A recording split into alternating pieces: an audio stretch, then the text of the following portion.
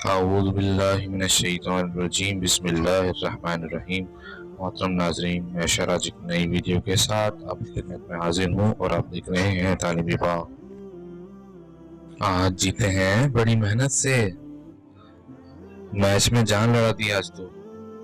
اب ذرا آج رات ریلیکس ہونا چاہیے، بہک جانا چاہیے، مست ہو جانا چاہیے۔ دنیا کی دیگر ٹیمیں تو شاید اپنی خوشیاں اس طرح سیلیبریٹ کرنے کا منصوبہ بناتی ہیں، لیکن پاکستانی ٹیم کا آغاز ذرا منفرد انداز سے ہوتا ہے۔ جانتے ہیں کیسے؟ سجدے سے۔ وہ دنیا جس میں روشن خیالی اور سافٹ امیج کے نام پر اور مذہبی انتہا پسندی کے لیبل سے جان چھڑانے کے لیے رب کا نام لینا بھی دقیانوسیت کی علامت ہے، وہاں پر پاکستانی ٹیم اپنے رب پر بے پناہ اعتماد کا اظہار کرتے ہیں اور کرکٹ کے میدانوں میں حق کی اس گواہی کو دنیا بغور دیکھتی ہے۔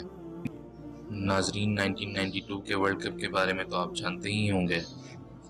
1992 میں ورلڈ کپ جیتنا ایک تاریخی فتح ہے، تو اس کے بعد اس پاکستانی ٹیم کا سجدے میں گر جانا لوگ آج تک نہیں بھولے ہیں۔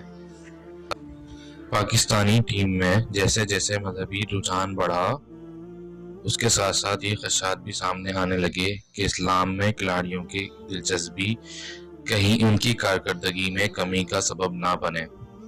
شاید یہ خدشات بے جانا تھے پڑوسی ملک کے اینکرز کے سینوں میں، تو اس بات کو لے کر سانپ لوٹ رہے ہیں۔ تاہم پاکستانی ٹیم کی حیران کن کارکردگی نے ان بہت سے اعتراض کرنے والے لوگوں کے منہ بند کر دیے ہیں۔ یہاں تک کہ میتھیو ہیڈن، جو کہ پاکستانی ٹیم کے کوچ رہ چکے ہیں، انہوں نے پاکستانی ٹیم کے ڈریسنگ روم کے ماحول کو آسٹریلین ٹیم کے ماحول سے بہتر اور ڈسپلنڈ قرار دیا ہے۔ اگر مفتی مینک یا کوئی اور عالم دین پاکستانی ٹیم کی اس دینداری کی تعریف کرے تو دنیا اس تعریف کا مذاق اڑائے گی، لیکن اگر یہی تعریف میتھیو ہیڈن یا باب وگنر کریں تو دنیا سوچ میں پڑ جاتی ہے کہ اسلامی تعلیمات پر عمل تو اس ٹیم کی کارکردگی میں اضافے کا سبب بن رہا ہے۔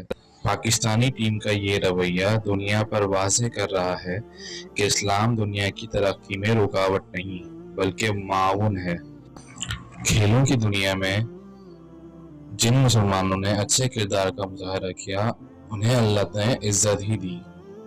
لیجنڈری باکسر محمد علی ہو یا رشین باکسر خبیب، ساؤتھ افریقن ہاشم آملہ ہوں جنہوں نے شراب کی جرسی پہننے سے انکار کر دیا تھا، یا فٹ بال کی دنیا میں اپنی کارکردگی دکھانے والے محمد صلاح، یہ سب کسی بھی طرح اپنی کارکردگی میں کسی سے بھی پیچھے نہیں ہیں۔ وہ بھی ایک تاریخی منظر تھا جب ایک فٹ بال میچ کے دوران لیورپول کے فینس مل کر یہ نعرہ لگا رہے تھے، "If he score another few, I will be Muslim too"۔ تاریخ بتاتی ہے کہ اسلام ایماندار اور با اخلاق تاجروں کے ذریعے سے پھیلا ہے۔ تاریخ بتاتی ہے کہ اسلام بہادر اور امانت دار مجاہدوں کے ذریعے پھیلا ہے، اور تاریخ بتاتی ہے کہ اسلام بعمل اور لوگوں کے مسائل میں دلچسپی لینے والے مبلغین کے ذریعے پھیلا ہے۔ لیکن ایسا لگتا ہے کہ جدید دور میں اسلام کی مقبولیت اسپورٹس کی دنیا سے تعلق رکھنے والے بعمل اور باصلاحیت کھلاڑیوں کے ذریعے سے ہوگی۔ مستقبل جلد اس سوال کا جواب دے دے گا، لیکن دیگر شعبہ زندگی سے وابستہ بھائیوں اور بہنوں کے لیے یہی سبق ہے کہ اپنے اپنے مقامات پر بعمل مسلمان بن کر بہترین کارکردگی کا مظاہرہ کریں تو تنقید کرنے والی ساری زبانیں ویسے ہی بند ہو جائیں گی اور دل اسلام کے لیے کھل جائیں گے۔ آصف علی نے ایک اوور میں 4 چھکے لگا کے جیت کا کریڈٹ اسی ذات کو دیا جس کو دیا جانا چاہیے تھا۔ انہوں نے اپنے ایک ٹویٹ میں لکھا کہ وَتُعِزُّ مَن تَشَاءُ وَتُذِلُّ مَن تَشَاءُ، کسی کو تاج و وقار بخشے، کسی کو ذلت کے غار بخشے۔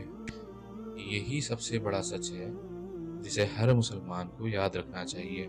ناظرین، امید کرتا ہوں آج کی بھی ویڈیو آپ کو یقیناً پسند آئی ہوگی۔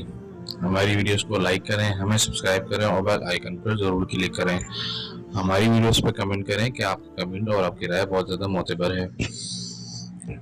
مفید معلومات کو شیئر کرنا صدقہ جاریہ ہے۔